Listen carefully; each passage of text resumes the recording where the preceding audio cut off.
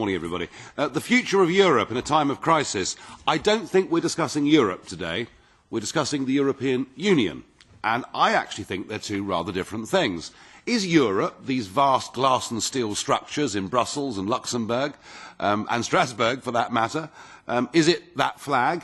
Is it the anthem? Is it Mr. Herman Van Rompuy? Is that what Europe is? No, I actually think that the word Europe has been hijacked by a political project, and these people claim to represent Europe. I don't think they do. I think Europe is a vibrant, exciting, by far the most exciting part of the Earth's surface, where we have a huge multiplicity of languages and cultures and histories and talents and individualities.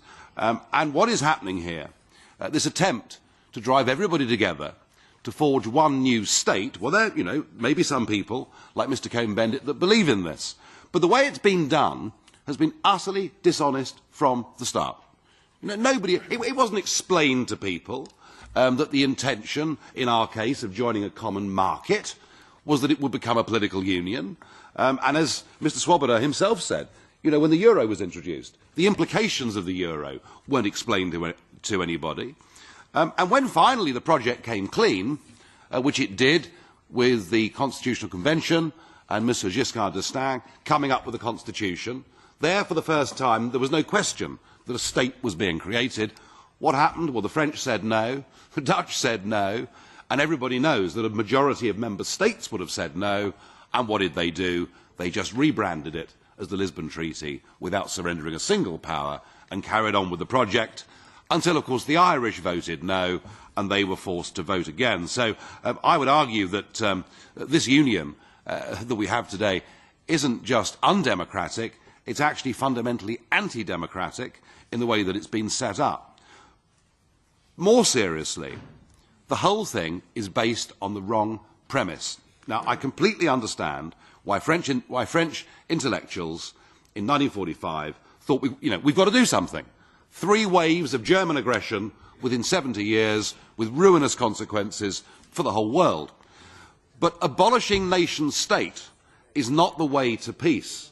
The problem was that Germany wasn't a functioning democratic nation state. Democratic nation states do not go to war with each other. What we should have done is to foster democracy, not this idea that we get rid of nation state and force people into one. Because as Yugoslavia shows us, if you force people together against their will, far from giving peace, you may bring war. Now, the Eurozone crisis has been utterly predictable from day one. Indeed, it was our membership of the exchange rate mechanism that took me from the world of business into the world of politics. It doesn't work and it can't work. A full transfer union is something that the northern European countries are never going to accept. And actually, just transferring money will not solve a problem that is cultural. Europe is split from north to south. I don't see things getting any better. I think with every week that goes by, they're actually getting worse. And so what we have is a battle. Economic logic says, break up the Eurozone, let those countries go free, give them devaluations and a chance, as the Icelandic nation proved, that they can get back to prosperity. But against that we have the iron political will of refusing to admit failure. I think the Eurozone will end in large-scale violence. I think it will end in political extremism. I think it will end, sadly, in the southern European nations and the northern European nations hating each other. Ironic that a project that was supposed to stop nationalism is breeding it. I'm more optimistic, Mr. Chairman, for the north of Europe. And I'm pleased to see what Mr. Bolkestein has said in the last month. Even more surprised to see that Oscar Lafontaine, one of the architects of the euro, has now admitted that it's a disaster. And I debated with him at the Swiss Economic Forum last year, and he was absolutely certain last year that the euro was a great success.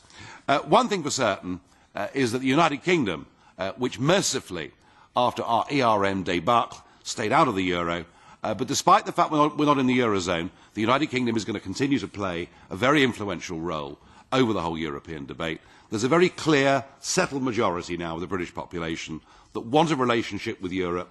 that is based on trade, cooperation, being good next-door neighbours, agreeing sensible common minimum standards, doing all the things that we should want to do with our neighbours, but perhaps having a bit more time to focus on the rest of the world. I do think the UK will be out of the EU, probably within the next 5 to 6 years, and that then, I think, will give encouragement to many other nations. So I don't think this project can survive. I don't believe that it's legitimate. I just feel very sorry that for the price of an experiment, tens of millions of people in the Mediterranean states are being forced into poverty and misery.